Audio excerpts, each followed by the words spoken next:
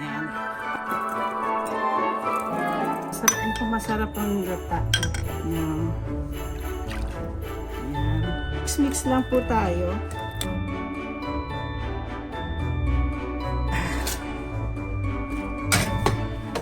Balik ko uli siya. Yung talagang lutong-luto na.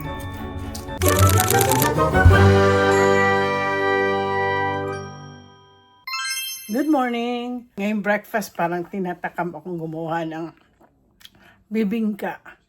Pinag-iisipan ko kung masterin ko to kasi ito yung magbibigay ko sigurong gift sa mga kaibigan ko sa Pasko. Kasi ayoko na bumili, ayoko mag-shopping. Kasi sa shopping ko na lang yung sa mga less fortunate. Siguro intindihan naman ng mga kaibigan ko, no? So ngayon, gagawa po ako ng bibingka. Pinanood ko si Chef Arby at si Chef Tatong. Iba-iba po kasi ang ginamit nilang flour. Kay Chef Arby, all-purpose flour. Si Chef Tatong, meron siyang rice flour. At saka, rice flour at all-purpose yata. Basta ganon. Anyway, tinanong ko din si Sister Mariter, shout out sa iyo Sister Mariter, na masarap po ang kanyang bibingka. Talaga. Nung tax season, ang dami kong, marami akong order sa kanya. Kaya doon po kami nag-umpisa. Salamat kay Ruel, nakilala ko si Sister Mariter na taga Seattle. Tapos gumagawa talaga po siya ng bibingka. So sabi ko, Sister, ano mo? Mix daw siya. 1 cup daw na glutinous at saka 1 cup na rice flour. Glutinous, daw nga, parang galapong. So sabi ko ngayon, ang gagawin ko.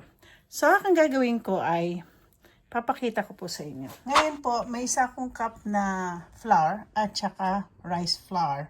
Siyempre, sugar. Gaya na sinabi ni Chef Arby, ginamit din daw,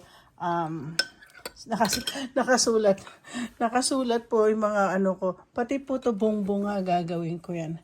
So anyway, kasi favorite ko talaga si Chef Arby. Oo, sa kanya talaga. Kasi nakakatuwa siya turo. So anyway, so ito po ang ginamit ko, gata. So may gata po ako dito sa water, yung yun, tawag doon? Hindi naman water, liquid ba, na mixture. Tapos evap, tapos 3 eggs. Ano pa ba? May baking powder, may salt ako. Ano ko na salt? Ano pa ba nakalagay? Meron po akong, tawag nito? Melted butter. Ngayon, meron din po akong, mamaya, shred po ako ng cheese. So, umpisa na po natin ang ating. Bakit po ako meron ganito? Kasi yung pusa ko, madalas sila dyan. Meron pa pala ako. Ilalagay ko sa bibingka, ang red egg. So, meron po kasi ako nito, nandiyan kasi lagi ito mapusa ko. Para hindi lang ako istorbohin. So, magmi-mixture na po tayo. I-mix natin ang, yan. Tapos ito po. Yan. Alam niyo actually, wala pong mga measurement silang binibigay. Ako naman, i-mix ko muna mga ito. Yan. Tapos lalagyan po natin sugar. Yan, sugar. Sandali lang po. So, yan.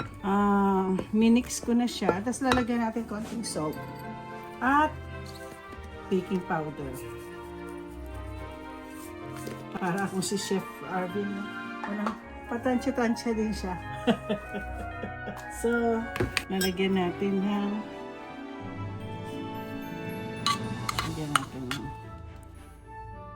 teaspoon na baking powder. So, mimix natin siya. Ito pala aking Ayan.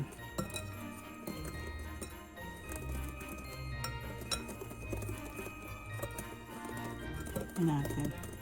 Kasi natin, i-mix ko yung liquid mixture. So, lagay na po natin ang gata. Masarap ang gata. Tapos lalagyan natin ng yan. Mix po natin to. Mix lang natin yan. No. Ngayon po, lagyan daw ng tubig. Mamaya na yung tubig. Pag minix ko na yung ano. Ngayon, nakita niya, pansin mo, naglalagyan ko sila ng lemon, yellow. Para maging kulay yellow yun po ang aking ang aking. Doon sa kasi anato ba yun? Anato seed, para maging kulay yellow. Lagyan lang natin siya. Okay.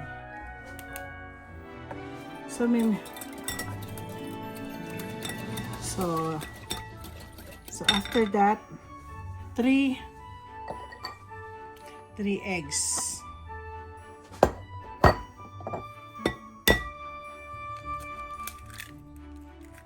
One,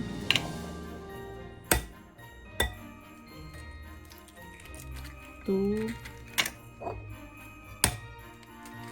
3. Tama ba yan? Sana po mag-succeed ang aking bibingka. So, mix-mix lang po tayo. So, ang aking mga mixture na yan. Ano po natin sandali. So, yung mixture, na po siya. Okay na siya. Lalagyan natin siya ng butter.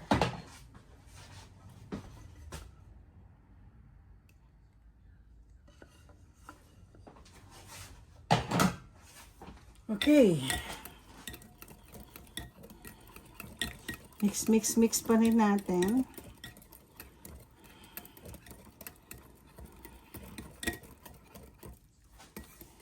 Okay. Ngayon, dito tayo sa dry ingredients. Ngayon, ilalagay po natin sila. Yan ang una.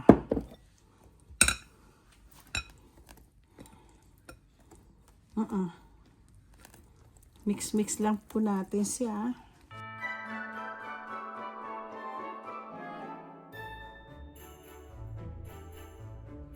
So, okay na po siya. Tapos, ang next ko ilalagay ang cheese.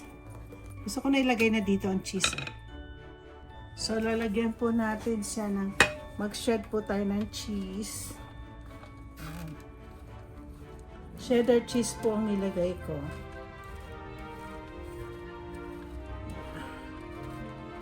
Pero mamaya maglalagay pa rin tayo ng cheese sa ibabaw nito. Yan. Ay! Nakulog na naman. Yan. So, imimix lang po natin para masarap. Dito ko kasi nilalagay talaga. Ay, well, ganyan yung sinabi niya, no? Si Chef RV. Yeah. Yan. Yeah. So, ilalagay na natin yung mixture dito. Nag-preheat na po ako ng 375. Oops. Mukhang marami to.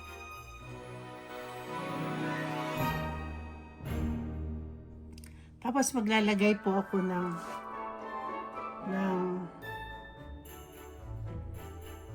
lalagyan po natin ng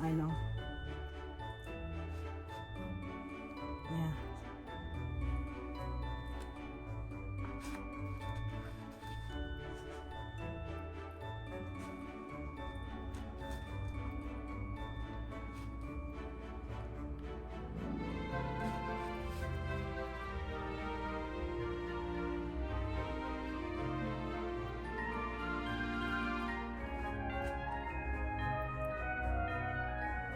So, ilalagay na po natin. 375 na. So, bibake na natin po siya.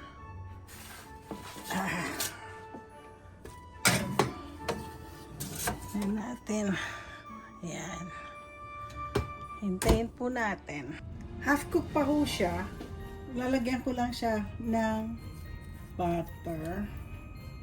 Lagyan natin siya ng butter. Tapos babalik ko uli siya. Yung talagang lutong-luto na. Okay. Tapos, ay, ano ba yan? Lalagyan natin a little bit of sugar.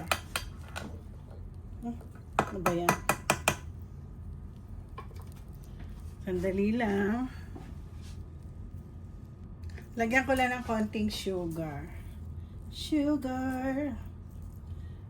Ay, lagyan lang natin, budburan lang natin ng sugar. At saka mamaya, lalagyan po natin sa baba. Yan.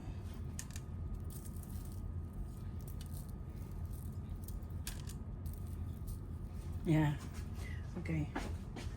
Tapos lalagyan ko po siya ng natitirang. Yan. Lagyan po natin siya.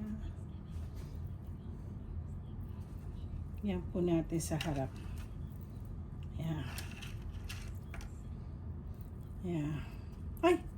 Ayan. Lagyan lang natin siya. Ulitin lang natin. Ubusin ko na nga. Yan. Grabe, ang sarap. Babalik ko po siya saglit. Siguro mga 5 minutes. Yeah. Okay guys, nandito na. Palamigin ko muna siya kasi medyo mainit. Kagagaling lang sa oven. Okay guys, bumili po ako ng ano ito? grated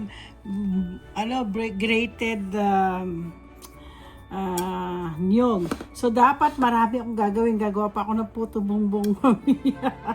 So lalagay po natin dito, titikman po natin yung aking yan. Titikman po natin siya. Ay, ito na po. Ang aking bibingka. May nag-challenge sa akin dito, nagawa naman daw ako ng bibingka.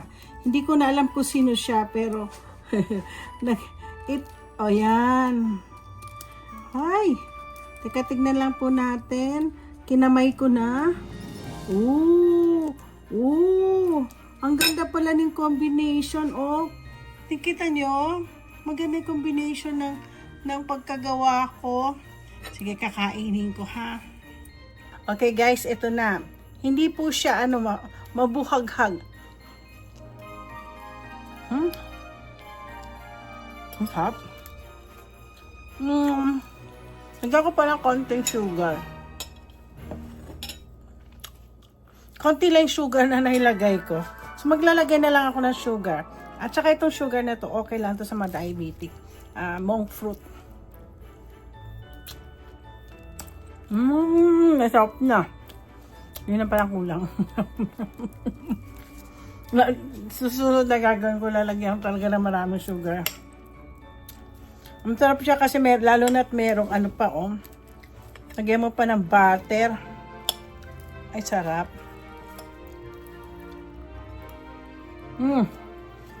So don't forget to like and subscribe. Ito po ang aking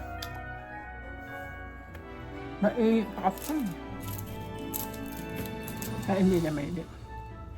Ng aking maliit na puto. Ay, ang inap. Thank you, like and subscribe.